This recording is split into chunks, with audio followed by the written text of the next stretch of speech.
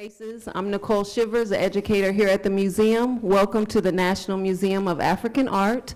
Tonight's event is part of our Connecting the Gems from Oman to East Africa project that was funded by our fabulous partners of the Sultan Qaboos Cultural Center. This program was envisioned about 4 years ago. We've been doing various programming, performances, online exhibits. We're filming a documentary. So this is part of our ongoing series of programs. So we're so happy you came out tonight in this crazy weather. I hope everybody's ready for the snow, another snow day. I know, right? So I want to welcome our Deputy Director and Chief Curator, Dr. Christine Mullen-Kramer, to say a few words. Thank you, and have a good time. Well, good evening. On behalf of our director, Dr. Janetta Betch-Cole, I'm wishing you a very warm welcome. Welcome home to the National Museum of African Art. I can guarantee you that if Janetta could clone herself, she would have done it for this evening. This is a very, very special evening for us, and we're just so delighted to have such luminaries here in the field of literature. It's just unbelievable that we're doing this, and we're doing it this evening and tomorrow. And as someone who went to Woodstock and there was the no rain chant, I'm now chanting no snow, no snow. Okay? So, but welcome, truly, and we do extend a very warm welcome to our wonderful guests here this evening. Of course, we have Professor Ngugi wa Thiong'o, Mr. M.G. Vassanji, Abdulrazak Gurnah, and as moderator, Professor Gaurav Desai. And you know, we have a wonderful evening planned of readings, interpreted by our wonderful moderator, who will help frame some of these insights that we'll learn about from our authors, but also just open the floor up to what I know will be fascinating questions from our audience. We have a reception afterwards, so do stay if you can. I do want to also recognize the partnership we have with the Sultan Qaboos Center. It is very important, and we are extremely grateful for the funding that's made this multi-year series of programs possible. But also, this is a wonderful, wonderful collaboration with our dear colleagues from the Library of Congress. We see a number of them here today, and so we're just so grateful to join together to have this evening here at the National Museum of African Art, your National Museum of African Art, to have it here this evening, and then tomorrow morning and afternoon to really enjoy a full day of engaging discussion by our illustrious authors and other very welcome scholars who've come here to participate in this. And so we've got a great program this evening, but I really do need to extend our deepest gratitude to Mary Jane Deeb, the chief of the Africa and Middle Eastern Division of the Library of Congress, who's with us this evening, and her colleague Angel Batiste, who is the area specialist, who really worked very closely with our museum to realize these very important programs. Last but not least, we have to thank the wonderful staff here at the National Museum of African Art for everything they do, but certainly for pulling together this wonderful program and the reception. We have a book signing afterwards, and so down on level 2, where you can enjoy the reception, you can also buy and have your books signed by our authors. And so I do want to thank our staff, but I want to extend a very special thanks to our own Dr. Lenisa Kitchener here. She is the head of our education department, but she is also the head of adult and scholarly programs. She brings incredible energy and creativity to her work. And so we're very, very grateful that Lenisa came up with this fabulous idea with her partners at the Library of Congress. And we are just really looking forward to a milestone event, absolutely, in the history of the National Museum of African Art. So thank you. Welcome. I will ask Lanisa to please introduce our wonderful speakers and our discussant today. Thank you.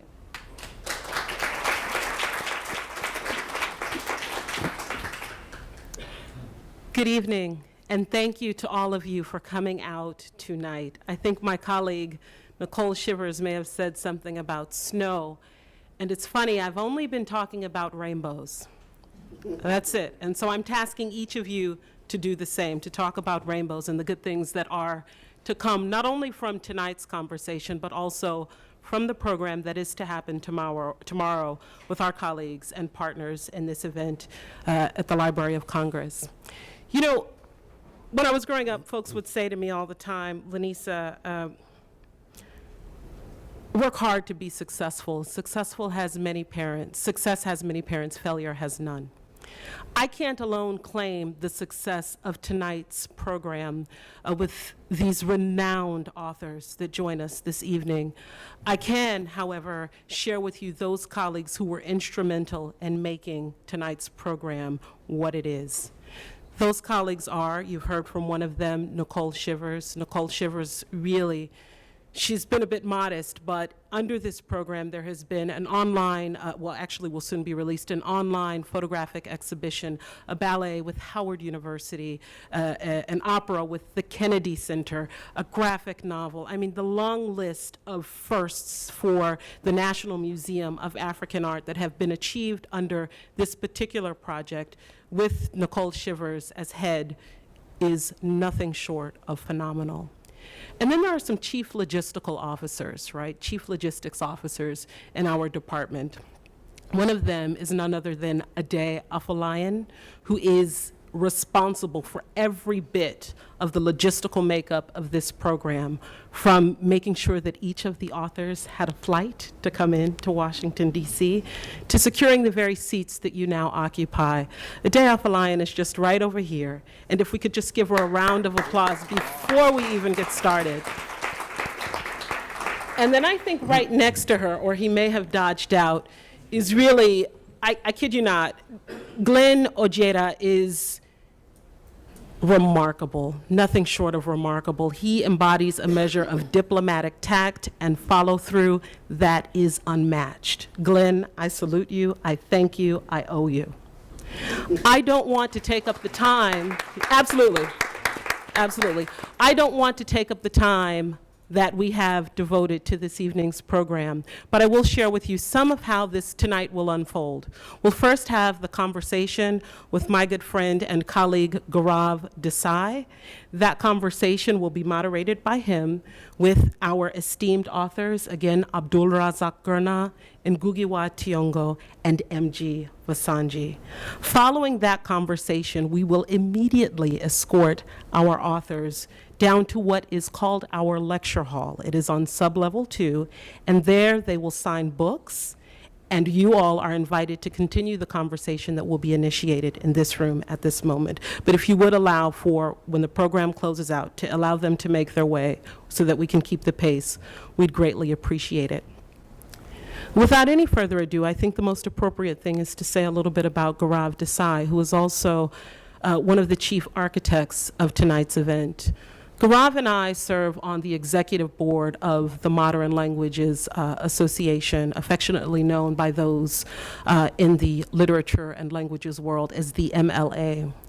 And I had been serving on the board for a little while, and Gaurav had come along, and I thought, cha-ching, cha-ching.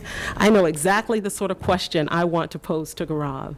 And that was how to make the most of this phenomenal opportunity we have through our GEMS project in a literary fashion. And Gaurav said, Lanisa, if you're going to do it right, if you're going to do it in a meaningful way, you've got to get these folks on the stage in the same room together, talking. And so we did. And so for that, I am indebted also to Gaurav. Gaurav is a phenomenal scholar in his own right. When I took my first teaching position, his book, I shared with the authors earlier, was sort of like a Bible for me. He edited the Approaches to Teaching African Literature under the MLA Press. And I think many newbie junior professors who are kind of trying to figure out how to navigate academic spaces and who are teaching in African literature turn to that text for guidance. But there's so much more about Gaurav. Gaurav is, as some of you may know, he is professor of English at Tulane University, but he also has an appointment in the African and African Diaspora studies program there. He is, oh my goodness, I couldn't begin to list all of the journal articles that he has published in various locations. But what I can share with you is that one of his works that he co-edited with help me out here, Supriya Nair has become the standard reference and classroom text since its publication. That publication is Post-Colonialisms, an anthology of cultural theory and criticism. Some of those journals: PMLA, Genders, Representations, Boundary 2, Interventions, Research in African Literatures, African Studies Review, Cultural Critique, and on and on and on. You get the idea. Gaurav is recipient of a residential fellowship at the National Humanities Center.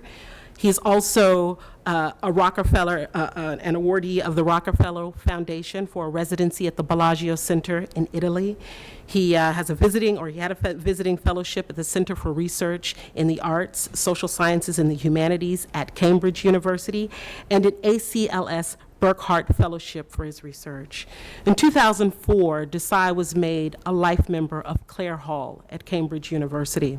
His latest book on narratives of Indian Ocean connections between Africa and India, Commerce with the Universe, Africa, India, and the Afrasian Imagination.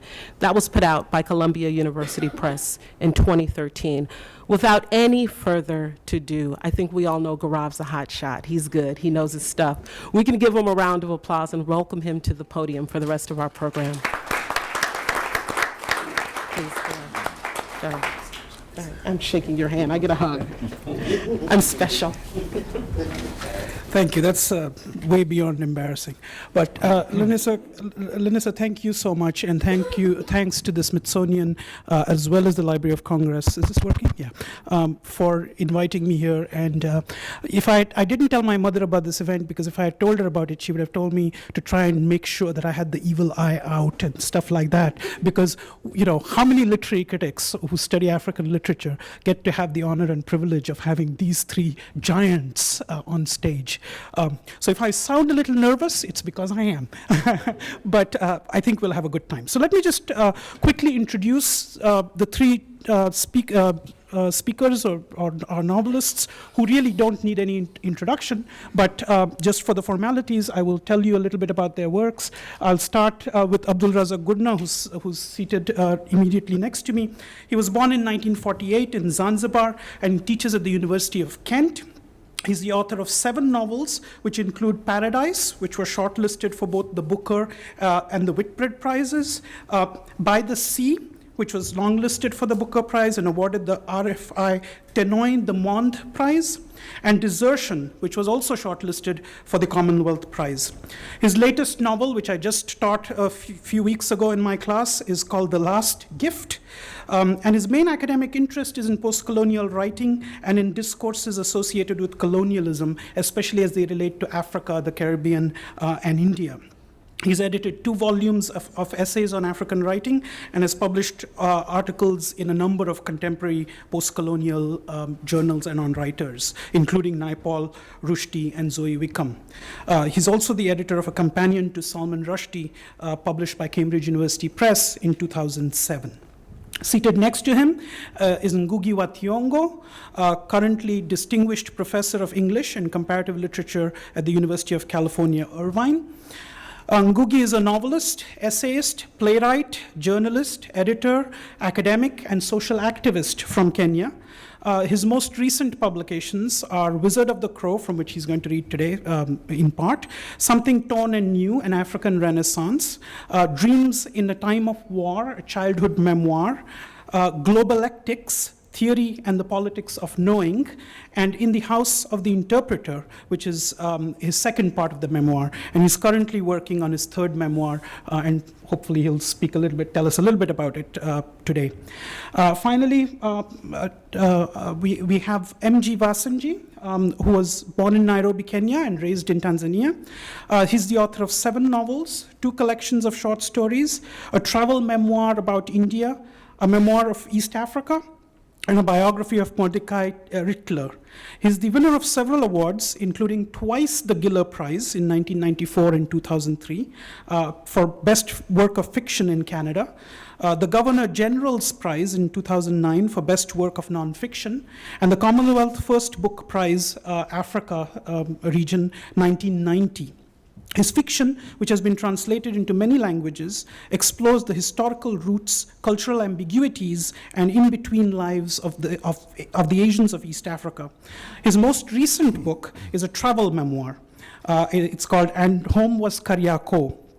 Vassanji has given lectures worldwide, including the Jan Smuts lecture at Cambridge and the Arthur Ravenscroft lecture in Leeds, in UK. He's written many essays, including an introduction to the autobiography of Mahatma Gandhi. He's a member of the Order of Canada and has been awarded several honorary doctorates. He lives in Toronto and visits East Africa and India often. So as you can tell, we have a very, very rich cadre of individuals up on stage today. The idea of this panel really, in connection with the funding that the Smithsonian got, was to think about the Indian Ocean world, in a larger manner. When I teach African literature often to my students, and I've done that for 20, 25 years now, I find that students continue to think of Africa in very binary ways, very black-white ways, because that's what they imagine African colonialism to be about, and neo-colonialism to be about, a struggle between black and white. And one of my projects over the years, through many of the writings of the individuals, of these authors on the podium today, has been to try to get students to think beyond the binary and to think about various kinds of folks who occupy the spaces of Africa, in particular, in this case, Eastern Africa, and to think about what the notion of African means to, let's say, people of South Asian origin who have lived in Africa for generations, to people who came from Oman, or people who came from other parts, of the Arab world, and to think about both the ways in which they created and inhabited cosmopolitan communities, but also to look at the tensions and some of, as we say, some of the warts that develop when different groups of communities come together. So we hope to have an honest discussion today of both the pleasures of intercommunal, interethnic, interracial relations, but also the times at which you end up with friction and how that changes over time. I think one way in which we might start to have this conversation is to just begin by thinking about some arrivals. And I've picked a passage from one of the seminal novels that spoke to the South Asian experience in East Africa. That was M.G. Vassanji's Gunny Sack, which came out in 1989. I have actually written that the Gunny Sack was to the thinking of South Asian identity in East Africa what Achebe's Things Fall Apart or Ngugi's Weep Not Child was to the thinking of larger African literature itself. It was such a seminal text. And MG, if you wouldn't mind perhaps reading that passage about the arrival of Dhanji Govindji to Zanzibar, that might get us into the moment here. Yeah, this is a passage about the arrival of people of my grandfather or great-grandfather's generation leaving the western coast of India in Gujarat and going down the African coast to Zanzibar and elsewhere. In Porbandar, Dhanji Govindji waited 2 weeks at the home of a relative until the dhow for Zanzibar was ready to leave. Zanzibar, the jewel of Africa, Isle of Enchantment. There are those who still weep tears for the Zanzibar that was. Dhanji Govindji had heard of Zanzibar, had dreamt of Zanzibar as a boy. Men returned from Zanzibar invariably rich. It's hard to think of, when Africa was much wealthier than India, but that was the case. Men returned from Zanzibar invariably rich. And when a bullock cart entered a village carrying its exotic passenger from abroad, gangs of boys would usher it in with cries of, Africa se aaya hai, Africa se aaya hai. He comes from Africa, a person who wears hats. In Africa, they doffed their turbans and put on hats, these pioneers. If one of these boys got into trouble, go to Africa, they told him. Go to Jangbar. See what Amarsi Makan did for himself. And he was no better than you are. Amarsi Makan was the example. From a loafer to stowaway, to the Sultan's customs master and the richest man on the island. Now there was a man. Want me to go on? As you choose. I mean, you can select as much as you want. Yeah. Or you can. Zanzibar. Here, Indians had lived and traded for centuries. There had been others before Amarsi Makan. There was Babu Ghosh, the Kutchi pirate, after whom boys had fashioned games and legends and dreams, who plied the seas between Mandavi and Mombasa, the Comoros and Zanzibar. In the open market of Junapur in Gujarat would often be heard the cry, I am Babu Ghosh, surrender your ship, as a gang of urchins bearing twigs and branches followed their leader across a gutter. Dhanji Govindji worked as a clerk in Zanzibar at one of the stores of no less a personage than Amarsi Makan. But there was only one Sultan's customs collector, and the competition to get to the top was cutthroat. There were scores of apprentices like himself from all the villages in Gujarat, it seemed, all lured to the island of dreams of becoming like Amarsi Makan, or Jairam Shivji, or Lada Damji.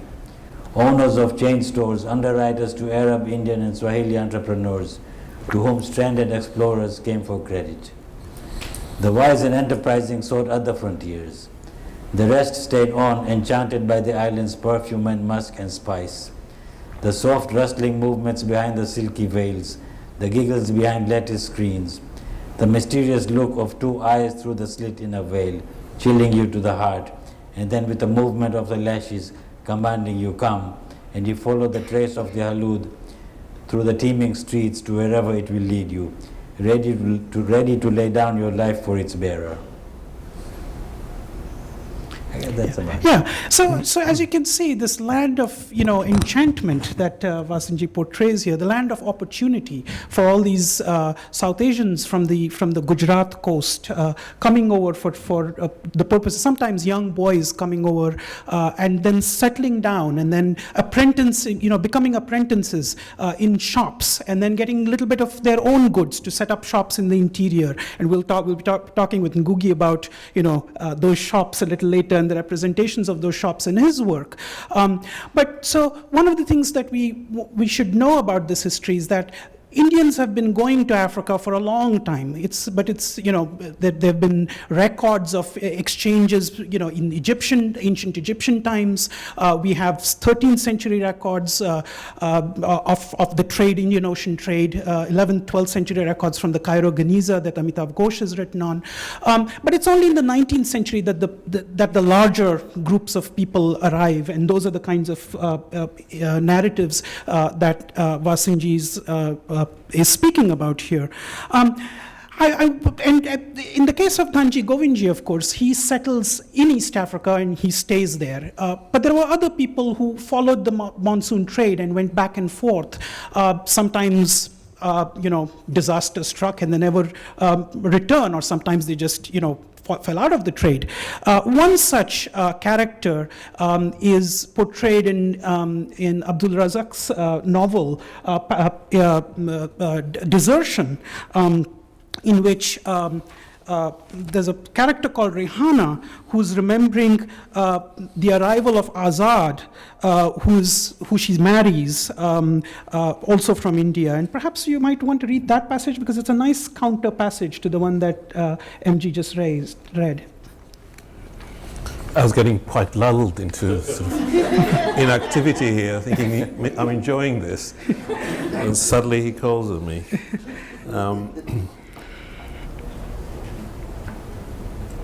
He told Hassan Ali that he came from the same town as their father, that he knew the family. That was what Hassan Ali reported to her when he came in after shutting the shop that evening.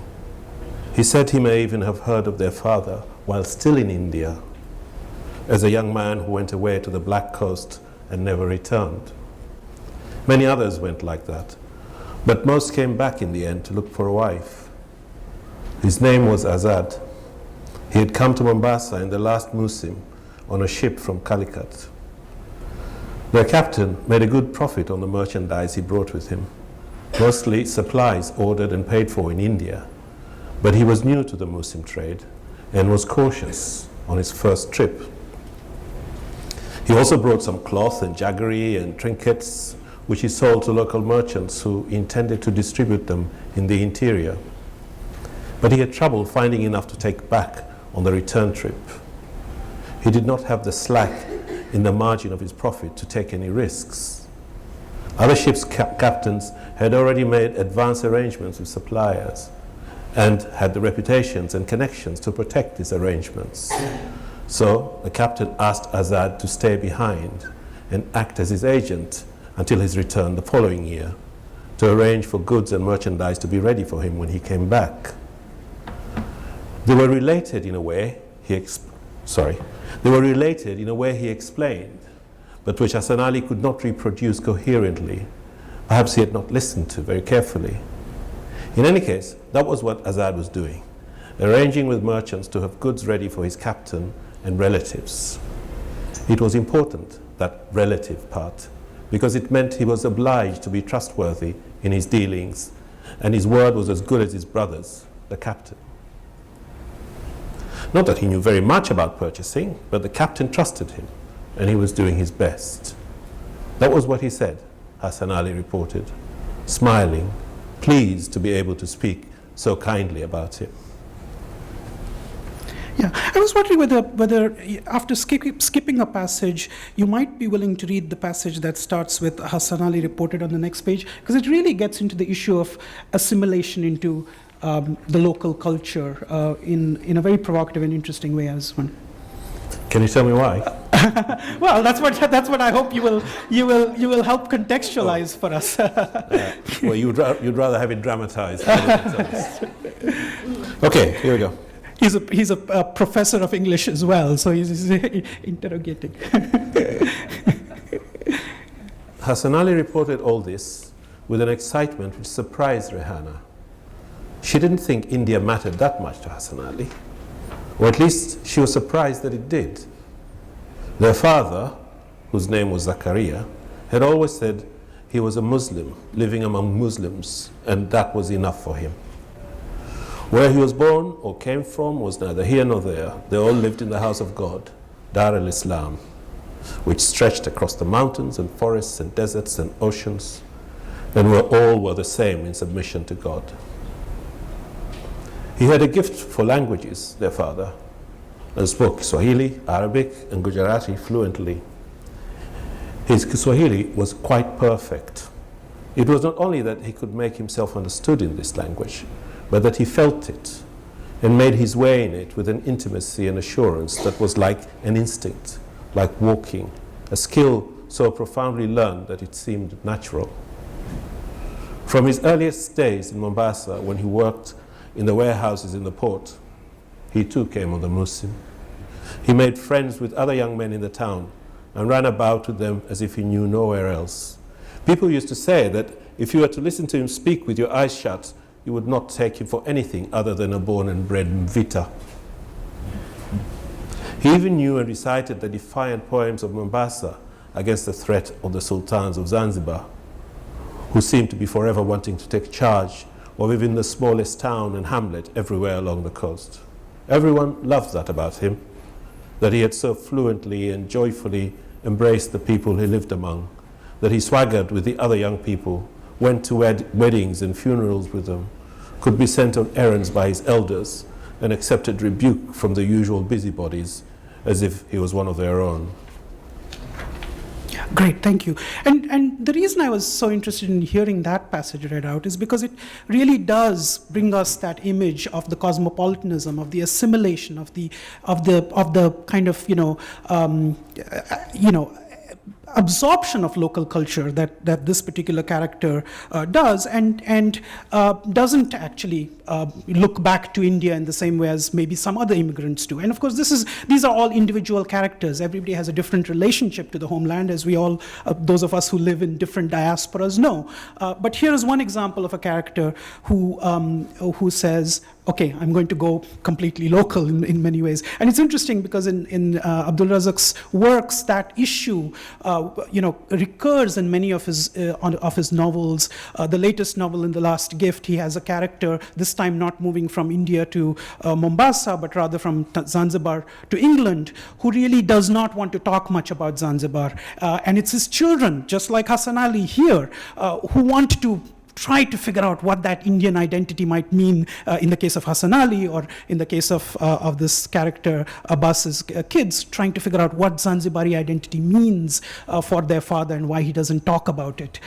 So it's a recurring theme that I think is of some interest, and it also leads to questions such as, how do these particular choices affect one's relationship to the larger community of Indians? And there is a note here in the novel that in fact some of the mainstream Gujarati community looks at him with a little bit of disdain because he doesn't hold on to those traditions as much as they might want him to. So that's an interesting kind of thing. The other thing that's very interesting about this particular passage is that he does marry a local woman, and those relationships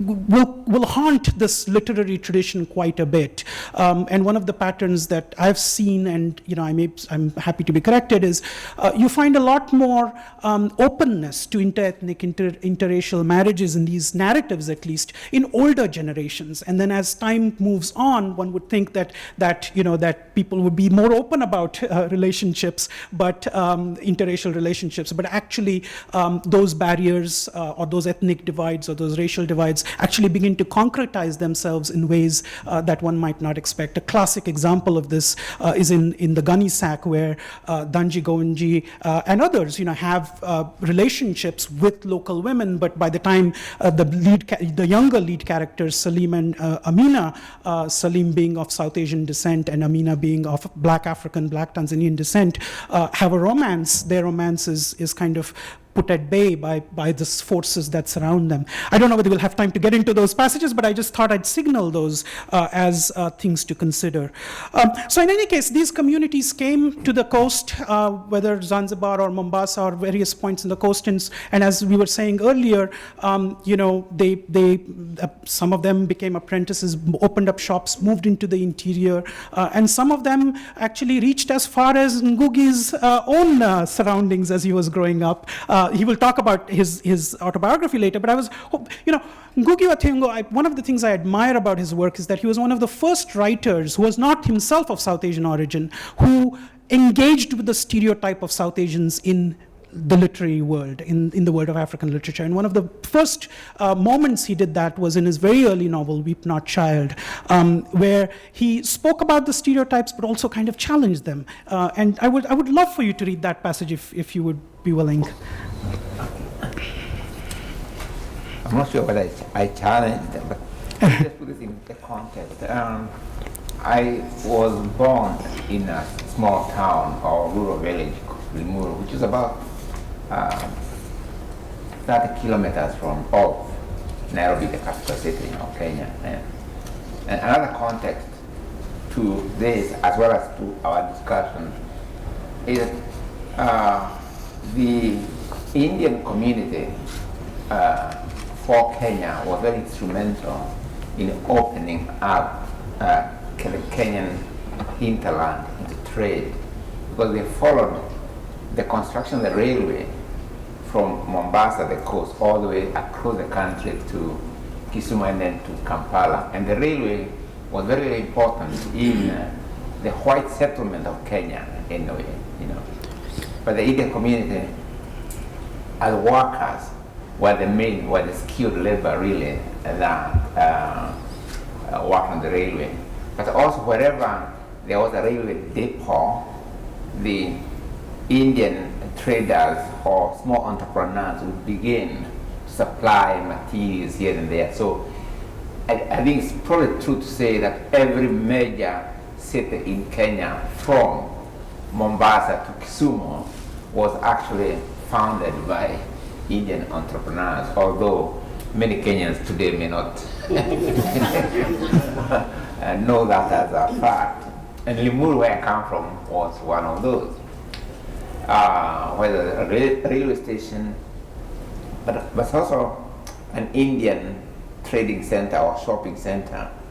The other thing which is important for this passage is Kenyan history. There was a history of segregation along apartheid lines, you know. So that although it's the Indian entrepreneurs who really opened the interior and trading centers and the towns and so, they were not actually allowed to own land legally. So they became really concentrated on trade, businesses and so on. But otherwise we lived separate lives, you know. So although when I was born in 1938, there was already an Indian shopping center, and there was also an African trading center also, but the most prosperous was the Indian shopping center. But the two centers could never mix. In other words, although they were all supplying Africans, but they were very separate entities. So when we grew up, you know, we only knew the Indian people only as people who were in their shops, and their schools were normally around the shopping center. There was absolutely no interaction in a social way except with Africans working in the Indian shops, you know, or in the Indian houses and so on. But for us children, we met each other by throwing stones at each other. Right, anyway. The passage,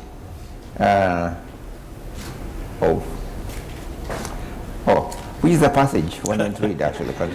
It's the one that is about Kikono. I mean, the one that it's on page 7 on my edition. I 6, don't know. yeah. 6, Kipanga okay. town. Kipanga town was built in this field. Yeah, let me. So I mentioned the fact that even the towns, the same town, was segregated. You know, there was the Indian shopping center and the African shopping center. But the whole area had the same name, Limuru, okay? Which in this case, I give it the name Kipanga. Kipanga town was built in this field. It was not a big town like the big city, meaning Nairobi. However, there's one shoe factory and many black people earned their living there. The Indian shops were many. The Indian traders were said to be rich. And this is another thing, because we never really met on all regular social basis, you know. You knew each other through rumor, exaggerated stories, you know. Those who worked, say, in an Indian shop or houses would come and tell us very dramatic stories of what happened there. But it was always what you were told, okay? The Indian shops were many. The Indian traders were said to be very rich. They too employed some black boys whom they treated as nothing. You could never like the Indians because their customs were strange and funny in a bad way. This is from a child perspective, by the way. White settlers with their wives and children often came to the rich Indians and bought all they wanted. The Indians feared Europeans, and if you went to buy in a shop and a white man found you there, the Indian would stop selling to you and, trembling all over, would begin to serve him.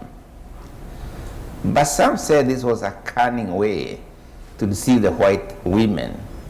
Because when the Indian trembled and was, oh, yes, please, Ma'am Sahib, anything more, the women would be ready to pay any price they were told, because they thought an Indian who feared them dare not cheat about prices. Shall I go on? I mean, if you like, when I said, one of the things that I like about, the whole passage as a whole is that, towards the end of it, you... Okay, let me read it. Okay, yeah. Black people, too, bought things from the Indians, but they also bought in the African shops, which stood alone on one side of the town near the post office. The Africans had not many things in their store, and they generally charged higher prices, so that although the Indians were not liked and they abused women using dirty words they had learned in Kiswahili, people found it wiser and more convenient to buy from them. Some people said that black people should stick together and trade only to their black brothers. And one day, an old poor woman said, let Africans stick together and charge very low prices. We are all black. If this be not so, then why grudge a poor woman the chance to buy from someone, be he white or red, who charges less money for his things? In the Indian bazaar, black people mingled with white people and Indians. You don't know what to call the Indians. Was he also a white man? Did he too come from England? Some people who had been to Burma said that Indians were poor in their country and were too ruled by white men. There was a man in India, they called him Gandhi. This man was a strange prophet. He always fought for the Indian freedom. He was a thin man and was always dressed poorly in calico, stretched over his bony body. Walking along the shops, you could see his photograph in every Indian building. The Indians called him Babu, and it was said the Babu was actually their god. He had told them not to go to war, so that while black people had been conscripted into the army, the Indians had utterly refused and been left alone. That's the Second World War, I assume. It was rumored that the white men in Kenya did not like them because they had refused to go to war against Hitler. This showed that the Indians were cowards. The Africans were inclined to agree with this idea of Indian cowardice. Thanks. Yeah, what I find, thank you. What I find particularly wonderful about that passage is because it's coming from the point of view of a very young child, Njoroge, and there's another moment where, he's really questioning these, Africans believe this, or this is what we have been told, and then on the other hand, there's Gandhi, so there's a whole level of complexity, which actually, for the time at which Weep Not Child was written, was not the norm in many ways. And there's a wonderful moment in the book where Njoroge is offered a sweet by an Indian boy, which he accepts, but his mother turns to him and says, "Don't take that sweet. How dare you take a sweet from a dirty Indian?" And so he has to drop the sweet. He goes away and he feels very bad about it. And he's talking with his friend, a young girl at his school, and he tells her about this and tells her how bad he feels about the fact that he had refused this sweet. And she says, "Well, parents are right, aren't they?" And he asks her, "Are they always right?" So in other words, there's this young boy questioning this edict that has been made about interracial relations, which I thought was, for me, I've always seen that as a really interesting moment of thinking about solidarities, but also thinking about tensions. But the Indians were not the only ones who were coming into Eastern African spaces. You know, a large community came from Oman, as we know. In fact, the arrival of the Omani Sultanate in the 19th century was really a catalyst for a large amount of immigration from India. And they too went into the interior for purposes of trade. And perhaps we might take a moment to hear from Abdulrazak's novel Paradise, which actually is an ironic title in many ways for a novel, in which he talks about some of that entry into the interior. And also because the novel uses I suppose the topography of paradise in a variety of ways. Paradise is earthly paradise, I suppose. So it was quite interesting for me, for the writer, that is, to work these ideas of the possibility of paradise on earth into how a landscape could be looked at as well. This passage describes a town which was quite important in the caravan trade in East Africa. The town is Tabora, but because I was very deliberately not writing a history, I changed the names slightly throughout the novel, but anybody who knows the landscape in the area would be able to see that there are really only slight adjustments to the actual name. When the book was published in the United States, the US publisher said, could we have a map?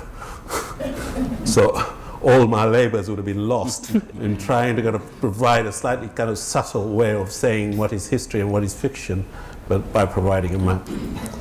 Anyway, so this town was central, as I said, to the caravan trade, although the novel is set in around about 1914, 1913. So this is very late in the caravan trade. And it was a town that had become important to the Arabs. This is a merchant. Soon the merchant will be speaking. The merchant who's the owner of this caravan. Later, after they had found a house to rent, with a yard in which the men could sleep and where the goods could be kept under guard, Uncle Aziz, the merchant, said to Yusuf, in the days when I first started to come to this town, it was run by the Arabs of the Sultan of Zanzibar. They were Omanis, or if not Omanis, then they were servants to the Omanis. Gifted people, the Omanis, very able. They came here to build little kingdoms for themselves, all the way from Zanzibar to this place. And some went even further into the deepest forest beyond Marungu, to the great river. And there they set up their kingdoms too. Well, the distance was nothing.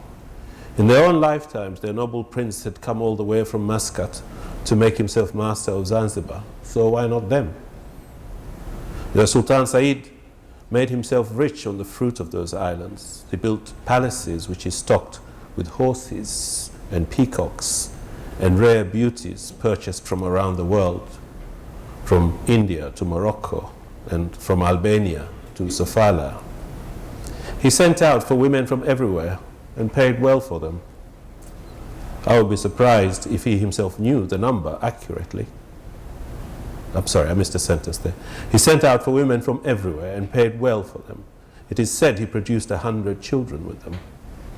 I would be surprised if he himself knew the number accurately. Can you imagine the bother of keeping that crowd in order? He must have worried about all the little princelings who would grow up one day wanting a piece of flesh to dig their teeth into.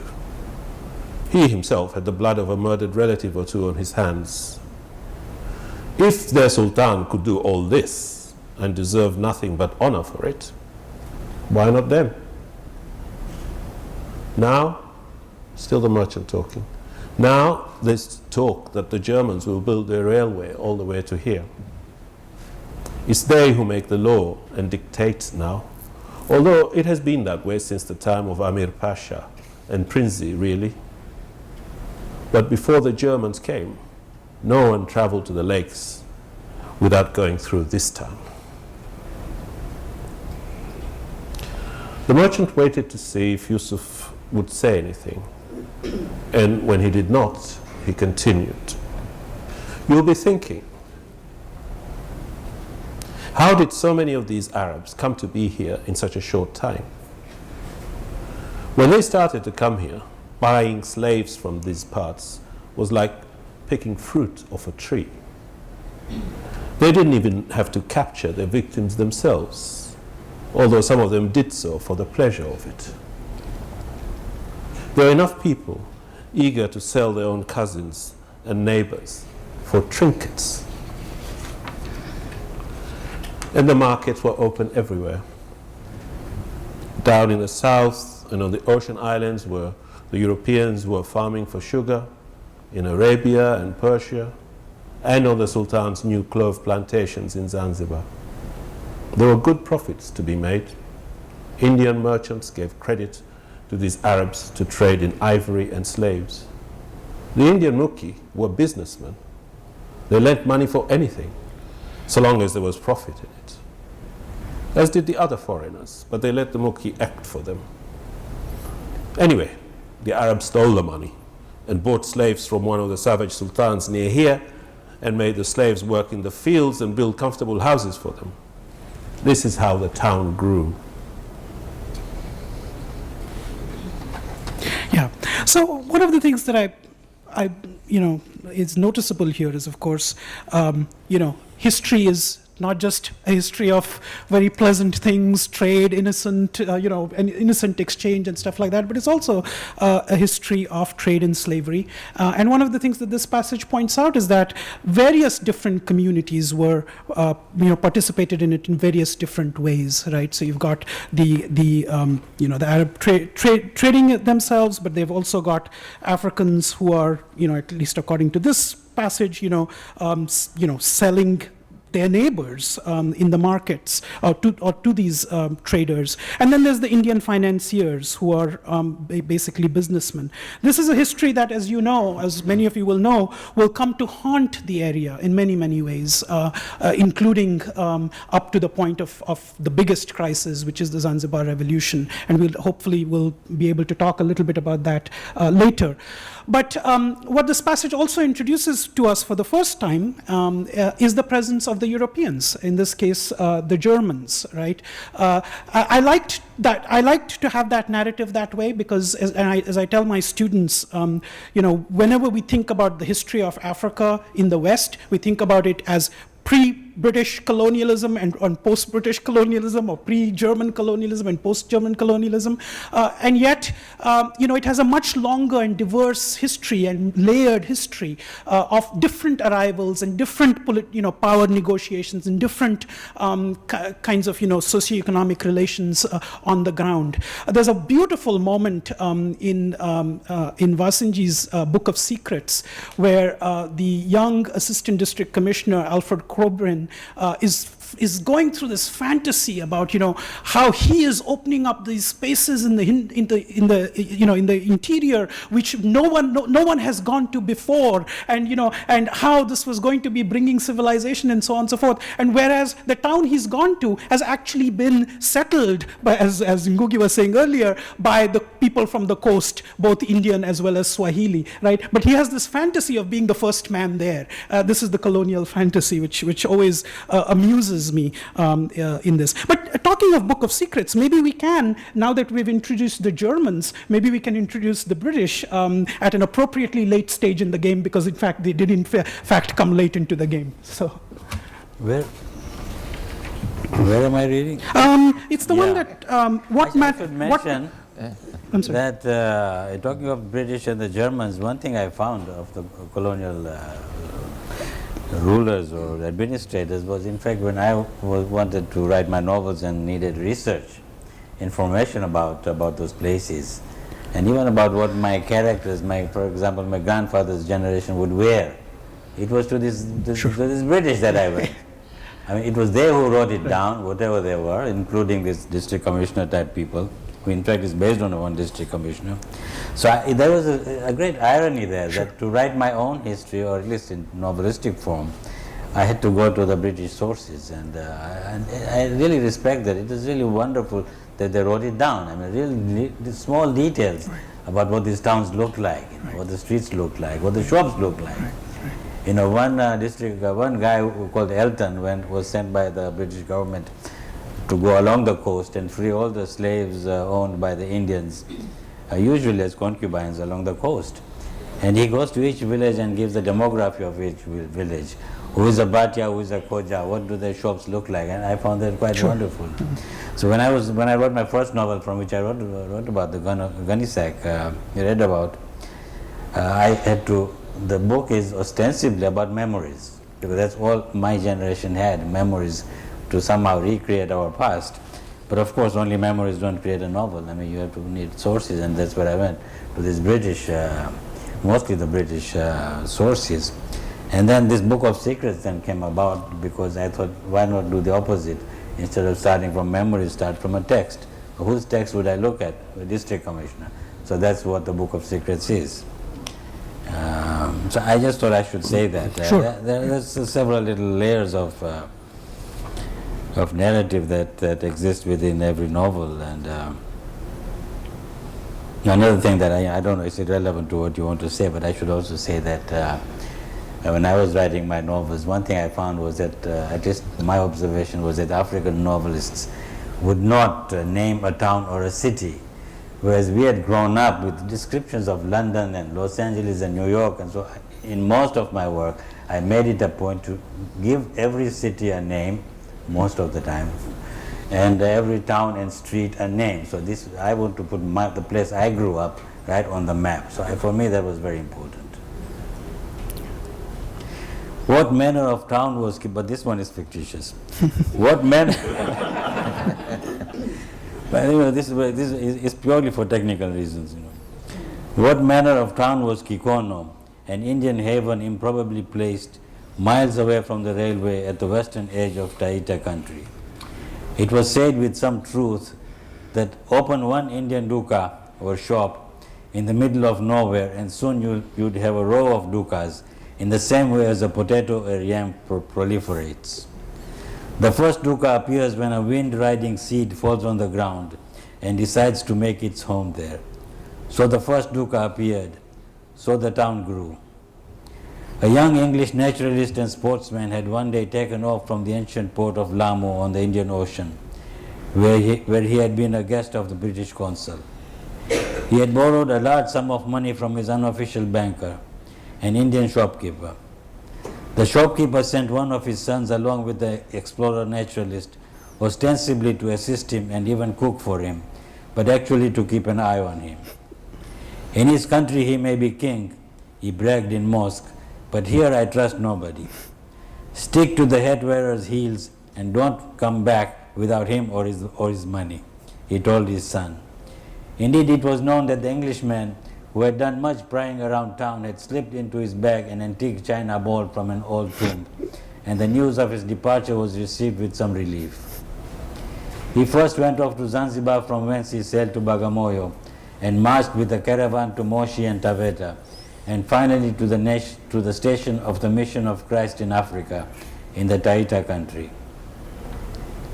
At the mission he stayed 2 weeks, spending his time hunting and exploring. During this time, Jamal Devji's boy Abdul fell in love with one of the converts, a Swahili girl called Hana, and convinced the explorer to release to him some of his father's money so he could set himself up in the area. The eminence was only too happy to rid himself of the watchdog at a discount. The boy and girl got married. The girl reconverted to Islam and reverted to her original name, Khanum. Abdul Jamal Devji, this is the young boy, known thenceforth as Jamali, started his shop some miles down from the mission at the little Mbuyu tree, which was long known as a resting place for caravans. The Shamsi community to which he belonged was well organized, and news of this single-family settlement spread to Mombasa and beyond. There is a railway to the north and a railway to the south. How can a town fail to grow between them? The young man's father boasted in Lamu. All that is needed is a line to join the two and pass through the village for it to become a town, a city.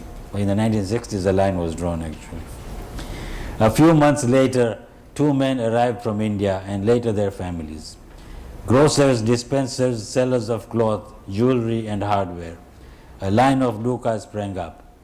Where there are 2 Shamsis, this is the Indian community, as the adage says, let one be the headman, father and priest, the mukhi, and let the other form the congregation. That is, let them without further ado start a mosque. That's it. Okay, good. And so you have this the settling of this community, by these people who accompany the Englishmen. What's interesting about this, again, as I was saying earlier, is that again you have this early marriage between Jamali and the Swahili girl, a marriage that lasts, as a happy marriage lasts for a while. And of course, when he dies, she's kind of abandoned by the community, and that becomes a major issue in the novel that the novel thematizes. But by the end of this passage, which we won't read necessarily, but it's similar to the passage we did earlier, in comes in the British Assistant District Commissioner, Alfred Corbin, whose diary is the diary that the book tries to present as its centerpiece and reads. So colonialism by now, of course, is very central to the East African experience, and in that particular moment in Kikono, actually, the Indian community kind of invites the district commissioner to come in, and there's a kind of attachment with English colonialism, and we can talk about what that means for the South Asian community. But one of the things that's important to note is that even though you have those kinds of collaborations or invitations of the British into this community, there are also moments where there's real resistance to colonialism, British colonialism. And again, in every community, as you can imagine, there are those who are more politically liberal and those who are not. But many of the activists, for instance, in the Kenyan context that Ngugi has written about, very much work and partner with Black Africans, Black Kenyans to fight against the settler society. And perhaps you might want to talk about some of those. You write about them in Dreams in a Time of War. You talk about both the trade union movement, and you talk about Jomo Kenyatta's lawyers, and perhaps you might want to read a few passages from that for us.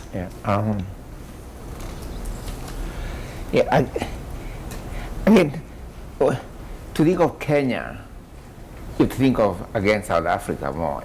Right. Apartheid, different groups,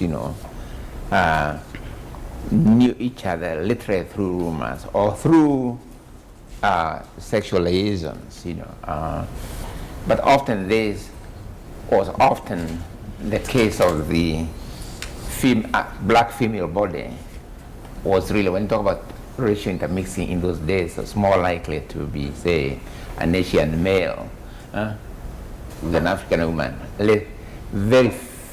I know of very few instances the other way around, an African male with an Asian woman, for instance, or with a European woman.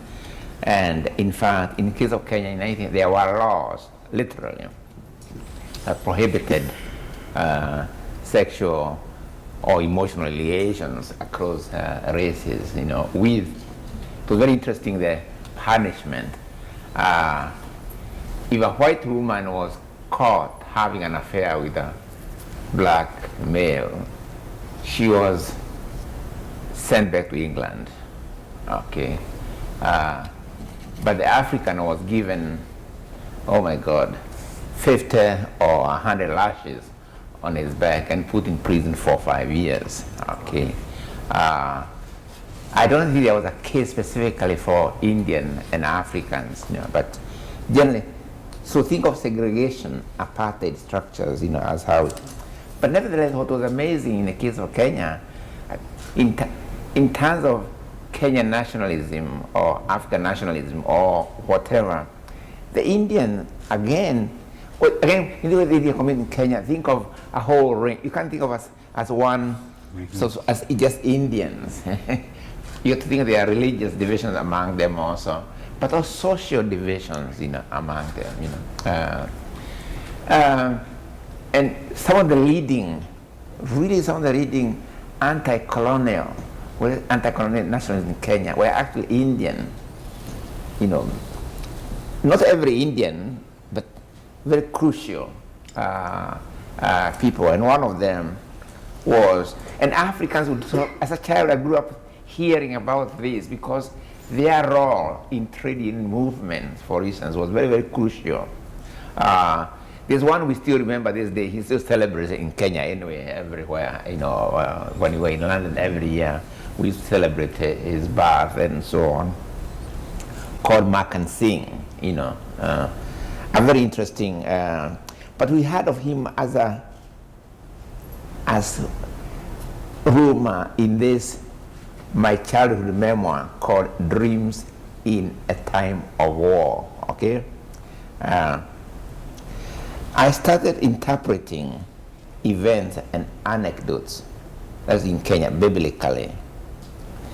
There was a story about an Indian prophet who had returned to Kenya and appeared before a multitude in Kalalen Hall to say that it was time for white people to go and leave Africans to rule themselves. He had been arrested. And in front of the judge said the same thing. Africans can rule themselves. Words never before spoken so directly. His name was Makan Singh. Apparently, this was not his first time in Kenya, but every time he came into the country, his words would make something big happen. Strikes, mostly. Let me just explain this. Me as a narrator, I'm seeing this Makan Singh through, through an older person, who was educated and who spelled like these things because he had read a few things, so he would come and orally interpret for us what was happening out there. So this is Gadi, my oral mentor, would, oral storyteller would let us know, okay. Gadi, my storyteller, went so far as to claim that Singh started his prophecies as a 13-year-old, having just arrived in Nairobi in 1927, the same year that young Bill, that's another Kenyan national leader, had left for America. The colonial government would ban him, deport him to India, but time and again he sneaked back. By this time, his place of birth had mysteriously disappeared, one part of it becoming India, the other Pakistan, and neither country would accept such a dangerous prophet among them. Governor Philip Mitchell, the governor of Kenya, white guy, with orders from London, had him whisked from the courtroom and banished to the desert, where his voice would not be heard. But Singh would surely reappear, and then something momentous would happen, as it had before, as evidenced by the strikes. There are whispers of a land movement that would bring about the fulfillment of his prophecy. And then in August 1950, the government announced that a secret movement called Mau Mau had been banned.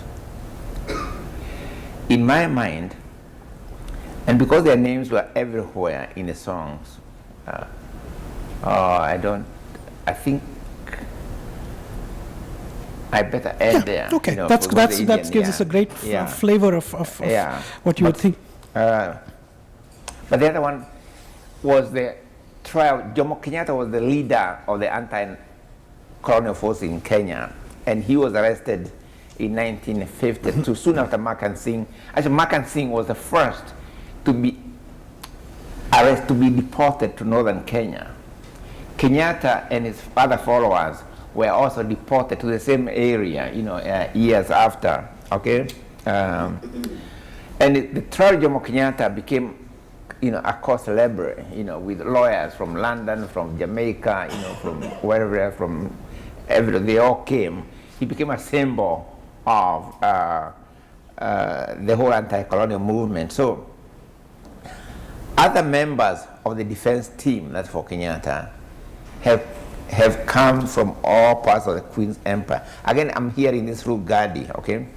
Other members of the defense team have come from all parts of the Queen's Empire, including Dudley Thompson from Jamaica and H.O. Davis from Nigeria. Others from all corners of the world have been denied entry at the airport in their attempt to work with the three local lawyers, Fritz D. Souza, Jaswant Singh, and A. Kapila. Kapila is second to D.N. Pratt in brilliance. D.N. Pratt was a British lawyer. If Kapila lived in England, he would have long ago joined the secret group of Queen's Counselors. Jawaharlal Nehru himself, the Prime Minister of India, has sent lawyer Chaman Lal, a member of Parliament, to join the team.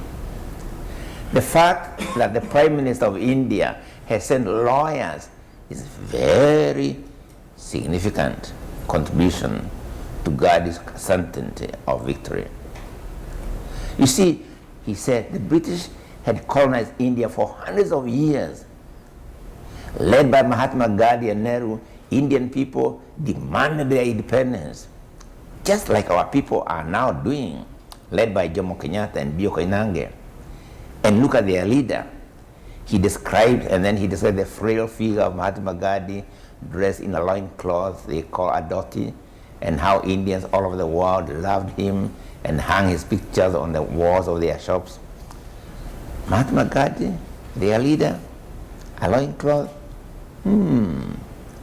That was the very picture I used to see hanging on the walls of the Limuru Indian shops. I had taken it that he was one of the Indian gods because my mother had once told me so. Anyway, yeah. Yeah, no, I think that's really interesting that you revisit these political solidarities in your memoirs now, because for the longest time I've keep saying to my students, think about the way in which we have thought about even independence struggles, right? In East Africa, in India, we think of them as a response only to British colonialism. So the gaze is always from the colony to the metropole and back, right? But in fact, people on the ground were looking at each other. They were, people in Kenya were looking at people in India. People in India were looking at people in South Africa. Gandhi spent more than 20 years of his life, his early political life, in South Africa. That's where he learned how to become a politician. And of course, there's been a lot of work that's been done on Gandhi's work in South Africa and his, kind of South Africanness, if you will, and how that resulted in his politics. But people in Kenya and Tanzania and Zanzibar were also, the Indian Opinion newspaper that was being published by Gandhi in South Africa was being circulated there. He sent, there were editors who were moving up back and forth. So there really is. We have to, you talk in your book Globalectics about a theory of understanding the world. It's not just a theory of understanding the world today. It's not like we've become global all of a sudden today.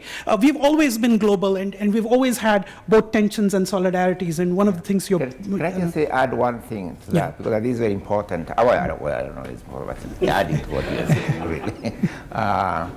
When I was writing my memoir, when you do a memoir, by the way, you also had to do research. Because some things you remember vaguely, and you have to find out what was real historically. And when I was writing this memoir, particularly Dreams in a Time of War, I became interested in the figure of Marcus Garvey. Yeah. Because Marcus Garvey, who led one of the biggest organized black movement ever in the history of this country, and a movement which had universal connections to East Africa, West Africa. And I remember from his magazine that he published then would be banned literally. Shiploads, the British intelligence officers would be waiting for the shiploads as the ships docked in Nigeria or East Africa to confiscate, his newspapers. But the one or two which slipped through would actually be read by the more educated and be sort of with translations. But the key thing is one of the people in Kenya who worked with him, who worked with a Desai. Desai was an Indian political. He worked with Harry Thuku in 1922, and Harry Thuku was later arrested and detained for 7 years by the British. But the key thing, we've always wondered, why was Harry Thuku arrested and detained in 1922 with 100 people actually shot dead, when he demanded his release, Actually, Harry Thuku, through Desai, was actually in contact with Marcus Garvey's movement in India. Because Marcus Garvey began his anti-colonial policy in South Africa. Remember, he was there for 15 years. But Harry Thuku in Kenya had that connection. But Harry Thuku had also connection with the Garvey movement because of the newspaper. And I think the reason why the British detained him is not because of the strikes he organized at the time in Kenya, but was because of this connection. He was the potential link person between the Garvey movement in India and Marcus Garvey, and then Africa. And this would have been a very formidable, this is my own interpretation now, why they had to arrest him, detain him for 7 years, and had 150 people killed. Yeah. So those connections are very, very interesting. I'm discovering them now. Right. Or looking back at my own life. Yeah. Right, yeah, no, thank you. Maybe we should move on. I had a passage that I wanted to, one of my favorite passages from Desertion, but I'm looking at our time, and so maybe we should move on to a discussion of the Zanzibar, situation.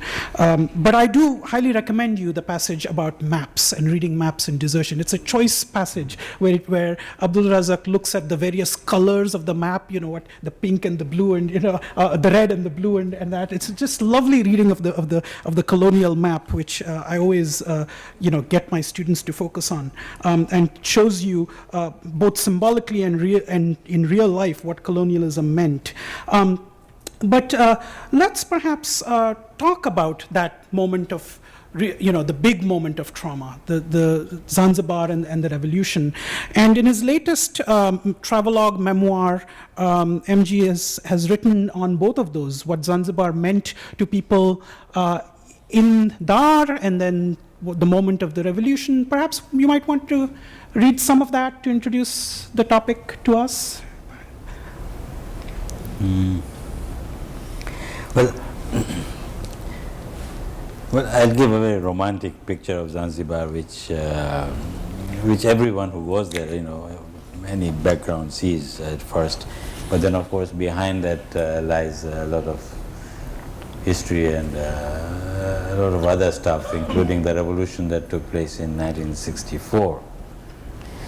So I'll read briefly. The reason I wrote this partly is because I wrote a memoir that's also based partly travel and partly history, and the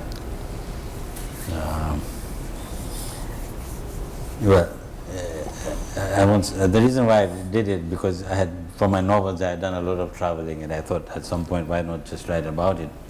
And I wrote about it because you see a lot of travel books written about Africa where a traveler, I won't name any particular ones, you might guess, you just go from place to place like the Bugs Bunny and then write about them for us. And then if you go on Amazon and think about what do people say about Tanzania, for example, that is written about, and again it's them and us.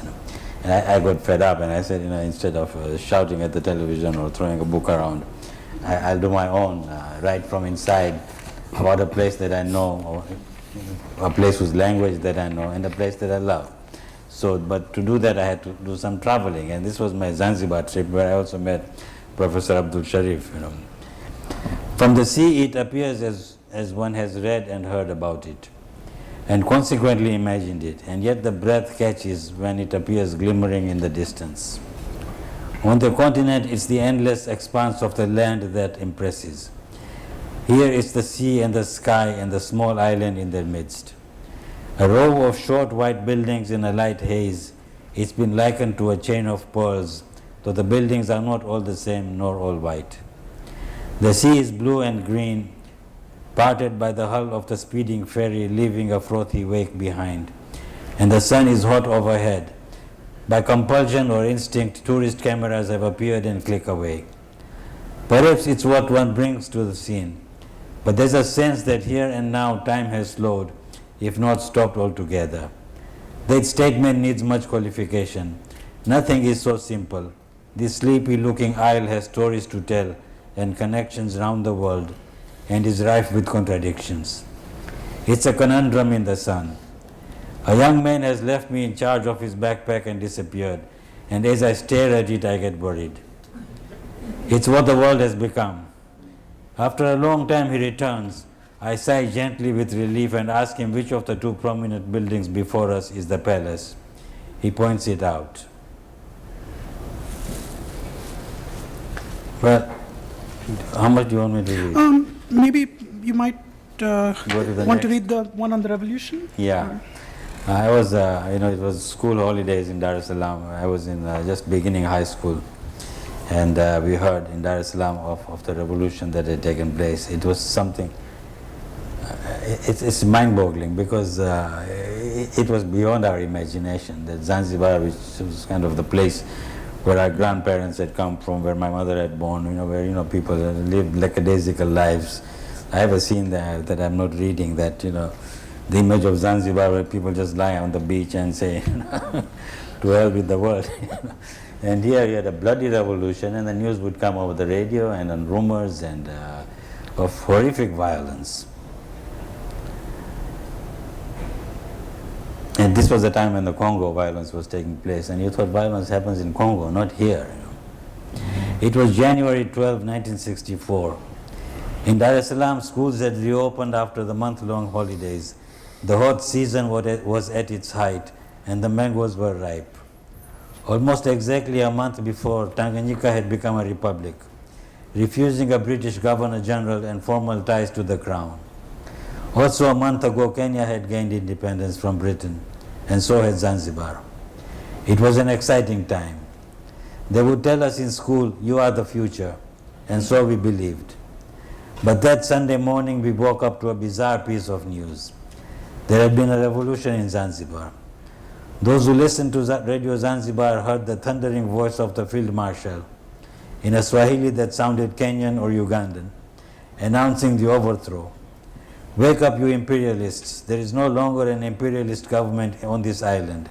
This is now the government of the freedom fighters." All these terms were foreign to us. A revolution in our backyard in sleepy, peaceful old Zanzibar. It is impossible to describe the impact of this news. Disbelief, confusion, rumor. What did a revolution look like? Other countries had revolutions, but here, and what did it mean to our world? Zanzibar was a different country, an insignificant place, a stopover for our grandparents. The overriding fear when news of the violence had somehow drifted across the channel into Dar es Salaam was, can the revolution come here to Tanganyika? Where will we run? Zanzibar, easy-going isle on one hand, and on the other, the place of perhaps the bloodiest revolution on the continent. It is a conundrum. To this day, many Zanzibaris remain stunned by the fact, the violence, the suddenness of the revolution. It appears relaxed even now. The streets are mostly safe and life is slow. The sun shines and the blue sea is accessible to enjoy. The dressing is casual. The kahawa seller comes by with his kettle. At Sugrabai's, people of all races will sit in a plain room, in a humble abode in an alley for a snack of tasty bhajia mix. There remains a sense of humor. Yet sporadic, though much smaller, violence does take place. Perhaps Zanzibaris, the poor ones, hide their resentments well most of the time. Or perhaps this can hardly be satisfactory. One simply accepts the puzzle that is Zanzibar. Thank you. Now, Abdulrazak, you, more than anyone I can think, have pondered about this Zanzibar revolution in your works. I mean, you come back to it over and over again. You've got characters who have left Zanzibar either after the revolution or around the time of the revolution, and it's a very, very meaningful, very, very defining moment in their lives. You've got a couple of passages just to give a flavor of it. There's a character in Desertion who's in England thinking back about that experience. Perhaps you could give us a short reading of that passage, and then also the passage from your latest book, The Last Gift, in which you talk about, the character talks about rather, how one tells the story of Zanzibar. And they're both relatively short passages. We are coming towards the question period, but I wanted you to get a real flavor of these wonderful, wonderful writers. And I think we've done a good job so far, right? Okay, so let's. The only thing is that description, Moyes' description of sleepy old Zanzibar, he doesn't know what he's talking about.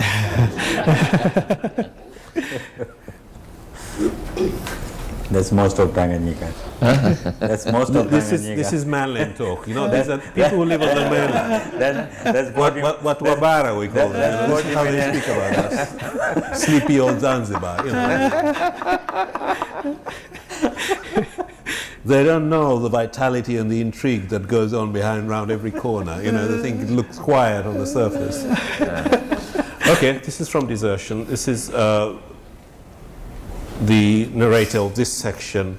Here's the news of the revolution. In the months that followed, I began to think of myself as expelled, an exile.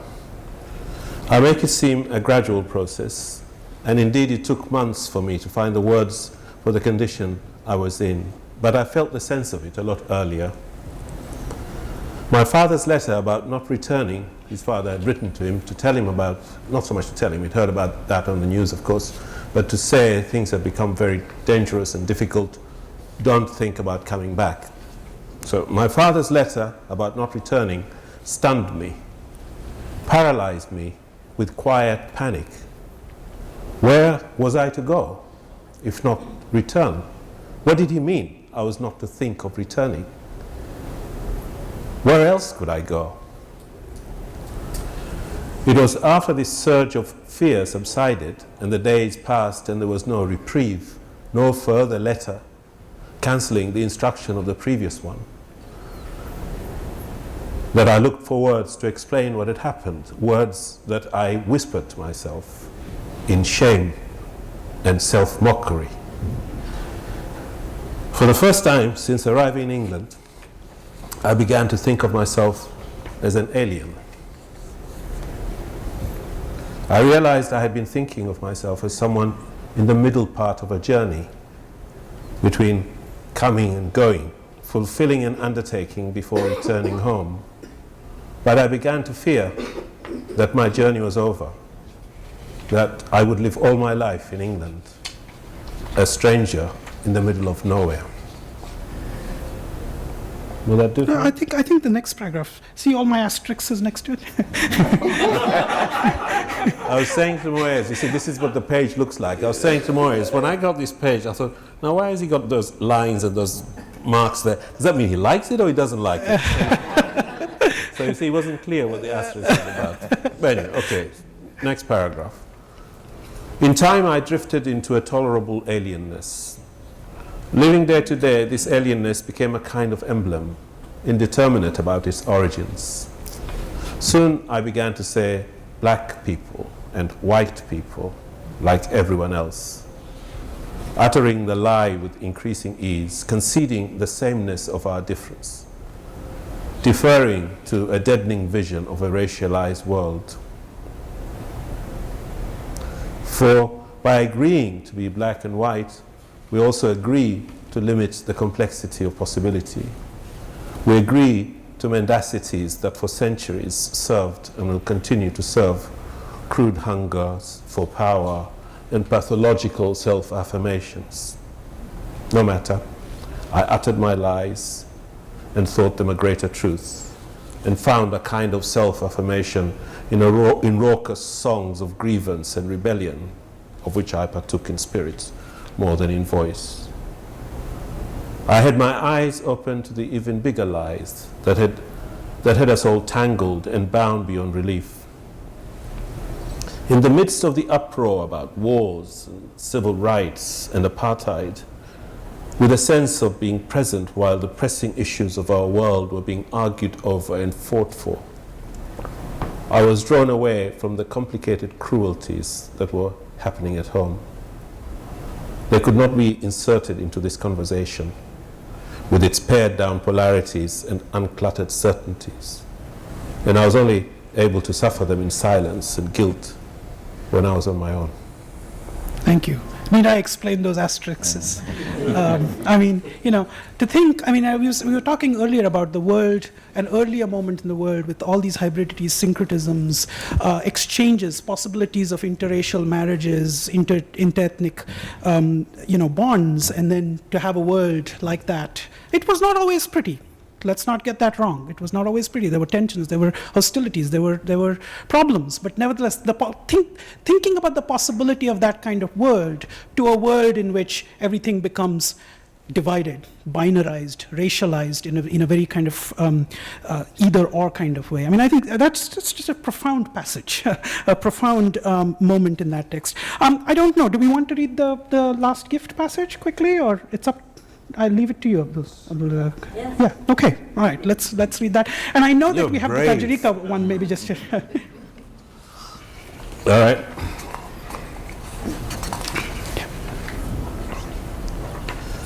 I should say, just so that you follow this, I should say that the person who's narrating this part is old, has had a crisis, and has been unable to speak for a while, and only then understands the great need to speak, but he now can't. So gradually he begins to speak again, and his wife kind of fools him into speaking into a tape recorder, so that he doesn't actually have to face somebody as he's saying these things that he doesn't want to speak about.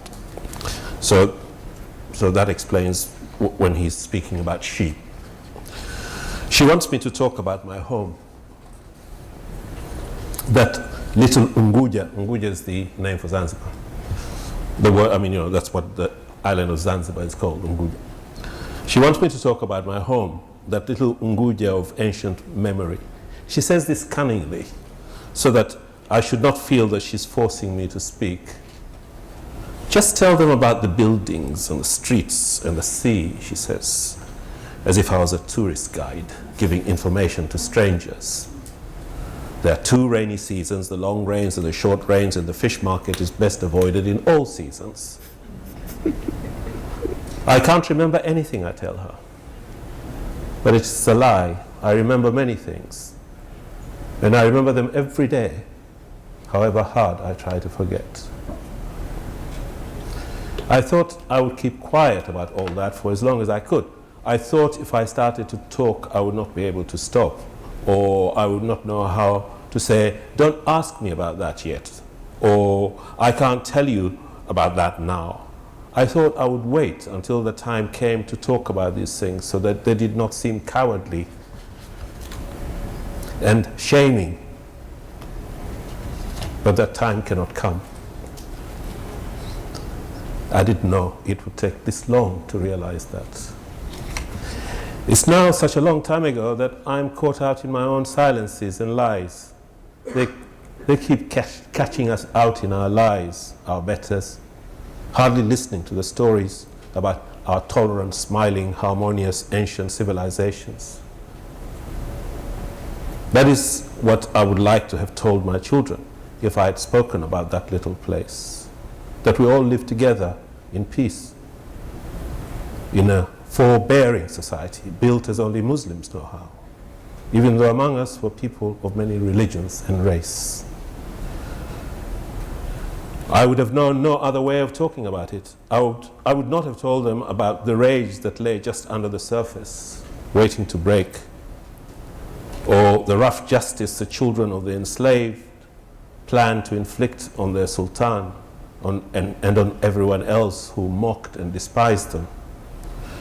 I would not have told them about our hatreds or about the way women were treated like merchandise, how they were traded and inherited by their uncles and brothers-in-law.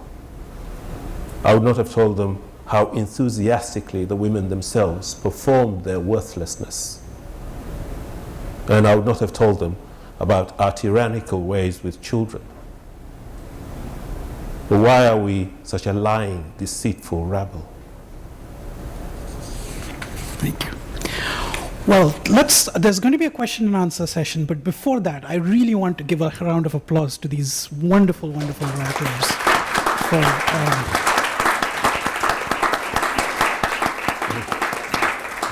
And Lanissa, you're going to lead the...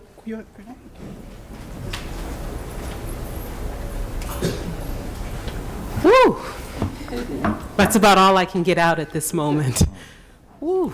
Literally, it's quite breathtaking to have had each of you read in the way that you have done so, and Gaurav, for you to help us understand the elements that jump off the page when you are reading each of these novels and memoirs that have been published. So what have we talked about today? It's sort of like a classroom, right? We talked about comings and goings, being and belonging, ideas of Africa and South Asia, points of connection between the two, how and what we think and understand of them historically, but also today in an increasingly globalized world. I know you have questions. What are they?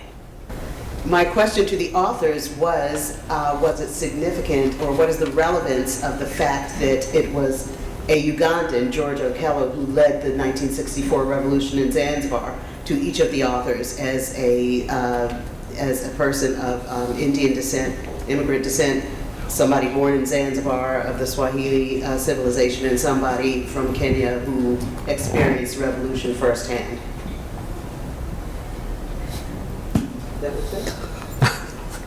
Well, yeah, well, it was of great significance, but these things were not immediately apparent. But of course, it wasn't so much that he was a Ugandan, although that was significant. It was that he was actually a very, very dangerous person to the people that he was apparently part of, to those who were carrying out or had carried out the revolution. He was a force for anarchy, although of course there were enough forces for anarchy. So he signified that. And it was easier to get rid of him than to get rid of others because he was from Uganda. Many of the people who were activists in the revolution, not by any means all, were similar to him in the sense that they were people who would have come to Zanzibar either as migrant workers or as children of migrant workers or something like that. Not by no means all, of course, because there were different groups. So I think it made it easier to remove him, and it made it easier for those who just simply could not take in what had happened, which was most Zanzibaris, to say, but it's a foreigner who made it, and indeed it's foreigners who are behind it. And so it's one of the ways in which people coped with the aftermath of the revolution. So yeah, it was significant. Yeah, I get the impression that, with the context, the one who led the actual revolution that overthrew, when Zanzibar got independence around 1964, that's when it got the formal independence, 63 from the British, and if you talk in terms of communities, the dominant, community then took over independence was the, say, Arab inclining community. I don't know what mix it was, but anyway. So the revolution of 1964 that was led by Okello was not necessarily against the British now. It was against an already existing regime that took over from the British, but which had, I don't want to use Arab because of the whole intermixture that there is in Ngugi is very, but that's the context. Okello. I get the impression now, even then, that Okello, although he was a migrant, he always sounded very confused to us, quite frankly, in his pronouncement and so on. So we always thought he was a more, I get the impression he was used more than the one who necessarily engineered the revolution. He was kind of,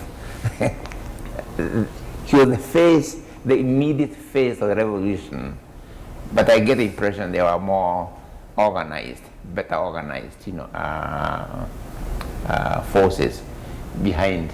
Okay, but I got the impression he was more of a front person rather than the organizer of the revolution. Yeah.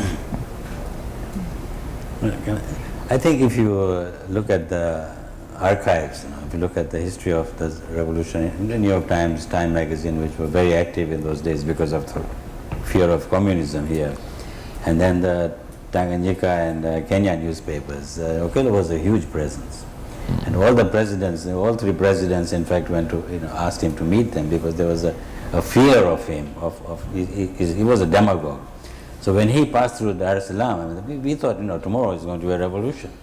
I mean, he had a very strong, powerful presence. What the actual dynamics of the revolution were, and there's a controversy about it. But if you look at his autobiography, and you may discount 50% of it, as people say you do, but coming from where he did, he describes instances of racism, ugly racism, that he says sort of pushed him into this anger and rage, where he actually says, was led the revolution. How much is true or not? But he gives details which are very fascinating of how the training and so on. Abdulrazak will disagree. I wasn't there, but reading that. I disagree. Let's have a bit of controversy. I disagree in the way that you take his word and the fact that... I said 50% discount at least, yeah? Did I get to finish my sentence? No, because you didn't let me finish my sentence. What you saying? Oh, controversy. Can I be the moderating voice? Well, I wasn't going to speak. It's just I said I disagreed with him. So I thought I might as well say how I disagreed with him. Yeah, but then you interrupt me. Then I interrupt you. Oh, wow. All right, okay. But anyway, he had a very strong presence, and the racism that he talks about was real, because some of the terms that were used against him was what I also heard as a child. So it really struck me when he said that, this is what they called me and this is what I did. And it's an interesting story. I don't think it's been written about yet. Mm. What is the place of the Umma party in the revolution? Well, yeah, so those are the other... Well, since we're not discussing the revolution in detail, but rather responding to the question about John Okello, I said there were other, it wasn't simply one group, as it were, or it wasn't just John Okello. What I disagree with is the sense of the leadership role, etc., that kind of thing. It seems to me he was somebody who was able to respond to the moment, as it were, and which allowed him to present himself as the leader, as the planner. He got to the radio station first, that kind of thing. Yeah, plus he toured the towns, on both islands, and there were eyewitness accounts of his actions, where they would haul an Arab, from a shop and start whipping him, and so these are the kinds of really savage acts that he conducted. Yes, sure. Yeah. But the fact that these things are reported in the places that you cite is because those publications, like they did with Idi Amin a few years later, just love that kind of figure, that figure who's going to talk that kind of language, the buffoonish stuff, which they then disseminate, and it goes into the archive, as it were, as this is what he did. There were different stories. Idi Amin, of course, had him killed also. So there is clearly a contested history here. Yeah. A provocative question by Eve Ferguson from the Library of Congress. It's your fault, Eve. Payback comes tomorrow. So, but we also have with us this evening, and I neglected to mention it this morning, but we have with us really some renowned scholars also. Right here in the front row, we have Thomas McDowell, Jeffrey Fleischer, and also Abdul Sharif. And I know they too have burning questions to ask. So, with that in mind, Abdul Sharif kind of nods like, yeah, kind of, sort of, maybe. If we could lean on you, because we know you've done quite a bit of research in this area, and what we've talked about today really is the fictional world in some ways, or in other words, if not the fictional world, we've also dealt in memories. But what are some of the critical realities that these fictions and memories are addressing? Can you help us to unpack that a little bit? I do not know whether I have questions. These are views of the people, the way they see the events. The same way as I would also have the views. But one thing I think that we need to bring out, one is that in talking today, Abdulrazak has talked much more of some of the other people, but there is a dominance of the Indians in particular. And I think that should not be exaggerated also, because there were many other people who also came, like the Omanis or the Hadramis, who have not been mentioned. That is one difference. The second is a lot of the talks, even Abdulrazak's, Abdulrazak's, some of the the ones that he gives about the interior, that there is a focus on the interior, whereas at the coast, the interaction between the Indian Ocean and Africa had been going on for 2,000 years, with constant interaction, intermarriage, creation of new societies, where the racial boundaries were not always that clear-cut. And when you talk about the Swahili, you do not know, are you talking about the Arabs? Are you talking about the Africans? You're talking about a society that has already been formed through that interaction over a long period. The distinctions will remain within that society also. But you ask Ahmed Sheikh Nabahani, one of the prominent Swahili scholars, is he an Arab? But his name says Nabahani. And yet he's a Swahili. So I think that is important. But that issue that also came up, you mentioned about that it is always the Indian or the Arab marrying an African. But that is a long history which is not necessarily racial. Because when you consider the people traveling across the sea to come to Zanzibar, the sailors and the traders, who were they? Male. Entirely men. There were no women traveling generally. Very small percentage, even of the passengers, were women. So for them intermarrying with the local population, it is not necessarily racial the way we would see it in the colonial period, because that was going on all the time. And also something else that I would mention, that there is also a difference in how in Indian societies this interracial marriage is much more of a caste question. To marry across the caste, whether it is African or another community. Caste is has such a hold over the Indians. But we should not assume that that applies equally to all communities. The Hadramis, the Omanis, did not have that kind of caste mentality when they did intermarry. And the children grow up, you have one father who is Arab, and a lot of children of every color, and it doesn't make any difference. So I'm sorry, I did not.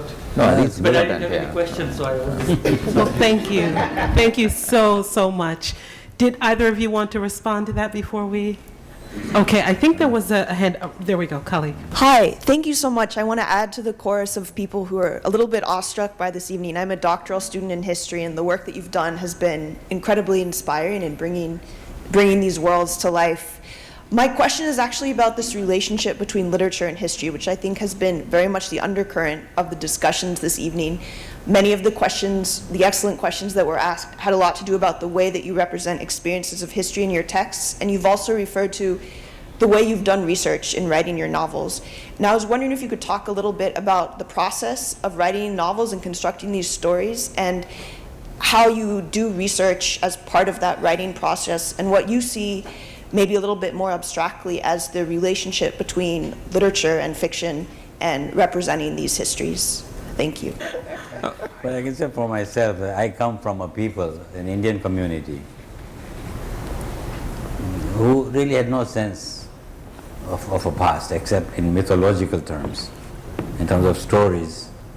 Even more recently made up mythology, but not real history in the sense of you hear of some Englishman going to a church and finding an ancestor 500 years ago, and or if you look at the novels of Hilary Mantel and what details she gives about English life, we don't have that sense of a history, even 1/10 of that sense of a history. So for me, who didn't even know, for example, or never bothered to ask, partly for cultural reasons, and partly I think is a colonial situation where we always looked to England. We always thought our future lay in London, and we didn't worry about India. So I didn't even know where my grandmother was born. It was only when I was much older that I asked my mother. She said, "Yeah, she was born in Jamjodhpur." I said, "Why didn't you tell me until now?" So for me, there was a question of finding, discovering history through memory, through asking people. So a lot of that again is recreating mythology, because people, when they remember the past, it's a certain kind of a past. It's not a data-driven past, but still it was something. And then based on that, then I would also did a lot of textual research, going to, as I said, to the colonial administrators' diaries, travelogues, district commissioners' reports to the colonial government, stuff like that, that are more accessible now, but 20 years ago you had to go all the way to Oxford or to London to find that information. So it was both trying to, and again, in the novels that you write, it's a novel, it's not a history book, so you create a new mythology, right? So you are aware of that. But at least there is something there where there was nothing. Yeah.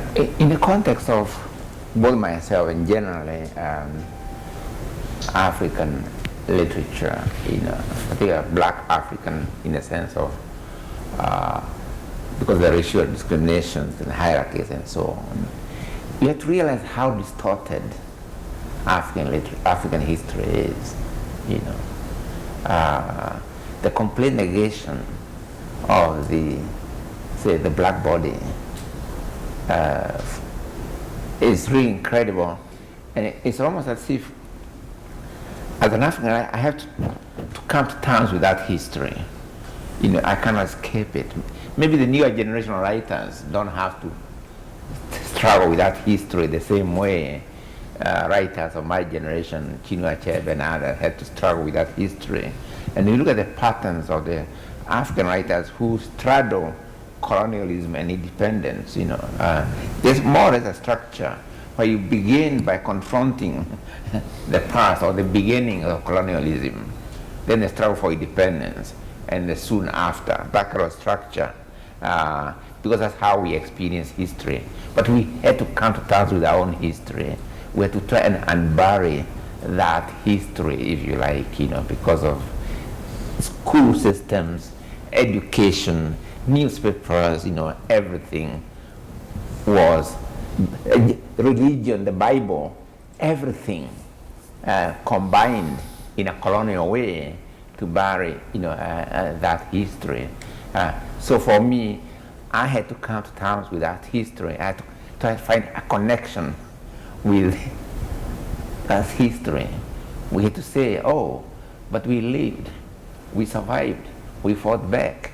And that's very important, for me to connect, to discover my history, was to find some kind of spiritual connection with the history, if you like, of resistance. Yeah. I would only add to that something about recognizing the value of, in addition to the archives and the text and so on, understanding the value of stories, what might appear to be less valuable to a historian, but which in fact sorry, I should be addressing you, asking that question. But in fact, to a historian can and have become very useful ways of understanding. So even if you can't put your hand on the text and say, look, it says here, well, text can lie too. So I think there's a certain point, particularly as Ngugi is saying, if you've gone through a colonial education, which all three of us have, which privileges certain kinds of information and so on, there is a point where you begin to understand that, in fact, there is another valuable source which you have been taught and you have probably accepted, agreed to, undervalue, as part of the process of becoming successful in that process of being educated. You have to agree to that process of devaluing that. And there is a certain point, I think, when most of us who are scholars, fiction writers, or whatever it is, but who come from those through that experience and that process, there is a point at which you grasp that and understand that there is something which you have learned to despise or to undervalue, which you now have to think about again. Reconnect. It's fantastic. I'm reminded immediately of an article I read not too long ago that spoke about how we are all aware of the macro aggressions that the black body, the female body experience, but then there are all these micro aggressions against these bodies that really sort of constitute a death by a million cuts. And just listening to each of you in the way that I have, it helps me to recall that article and how we are constantly negotiating macro, micro aggressions in a world where things are constantly changing. I think that today's conversation helped to bring out some of that.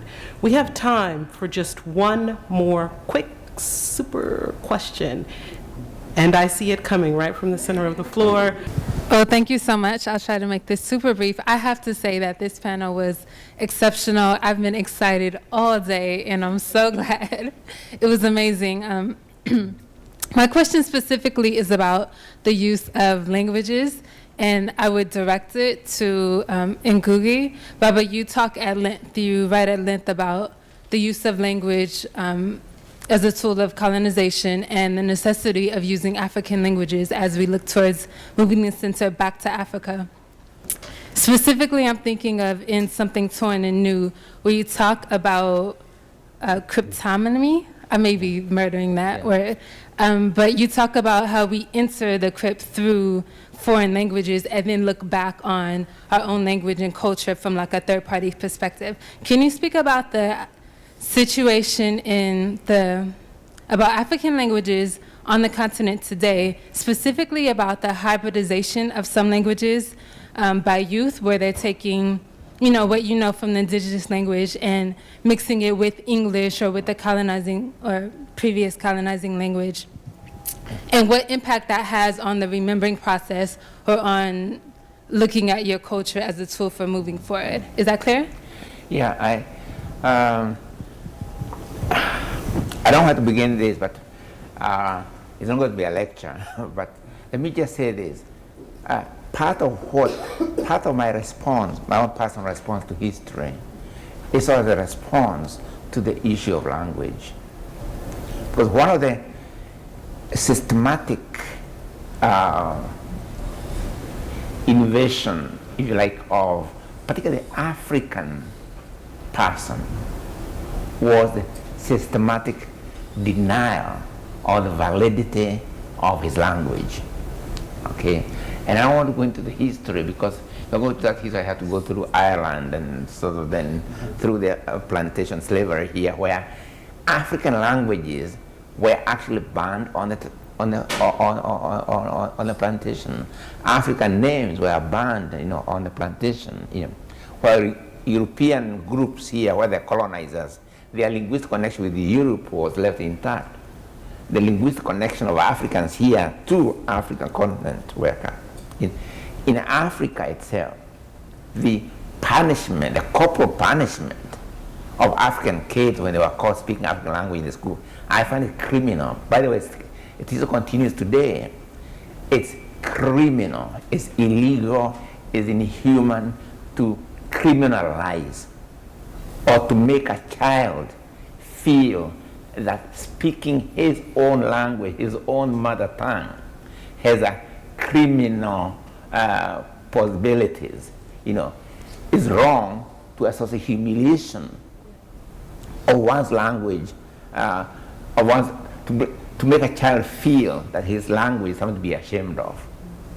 So when we were called speaking an African language in the school compound, we were made to carry we are actually given corporal punishment, or sometimes made to carry, or even swallow that, or being humiliated. You stand there in front of the class, and you are the person who's pointing at you, the person who speaks, African language, So what happens is this, in terms of psychology, I know what you are referring to, is that if you associate negativity or humiliation with anything, even if animals are trained in the same way, if they do this behavior, punish them, so they don't do that behavior. So if you grow up with your language being associated with the humiliation, with backwardness, and so on, of course you can internalize that. You can internalize. So what you think is what's normal is the language of the colonizer. What's normal is European languages, but it's not true. Each language, big or small, has the same potential. There's nothing inherently intelligent or inherently scientific about, say, English or Spanish or German. No, it's a question of power. Power relates between languages, hierarchy.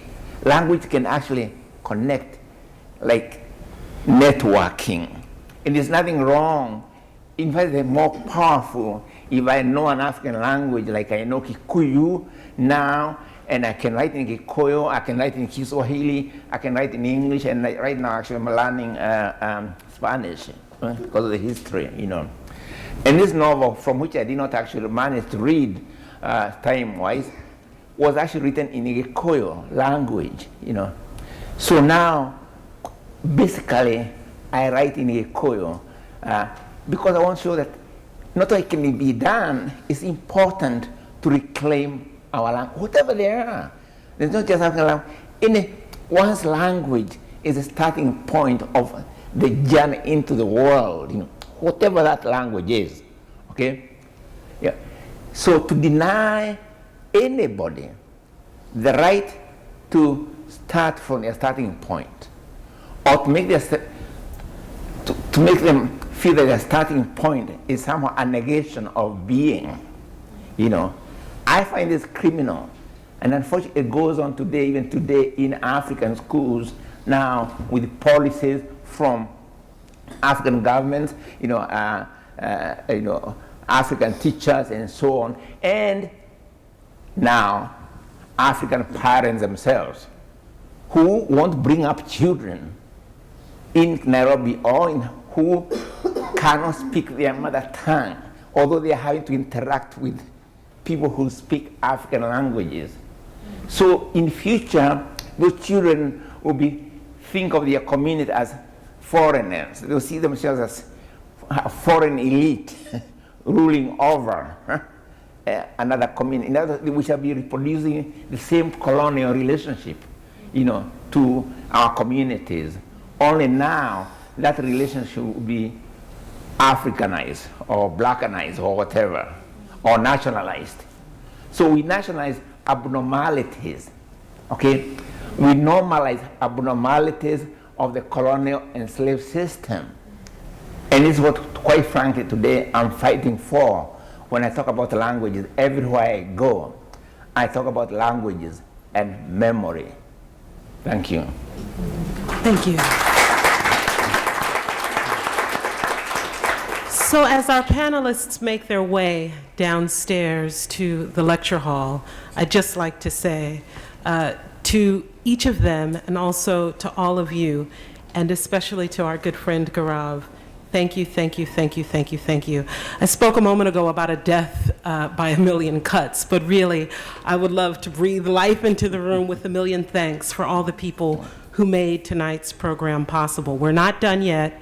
We've got some refreshments downstairs, and also, of course, the book signing. So if our authors are able to make their way downstairs with the wonderful assistance of our good friend Gathoni. I can exercise myself.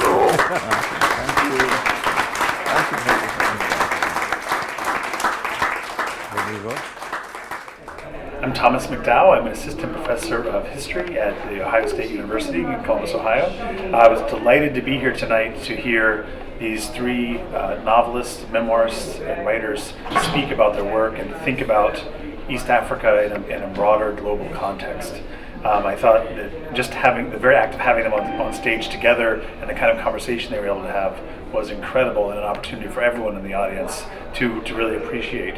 I also thought that their insights into both racial difference and perceptions of racial difference between groups in East Africa was something that they do individually in their work, but putting them together helped us ask some questions about the period in which they've grown up and the deeper histories that they write about.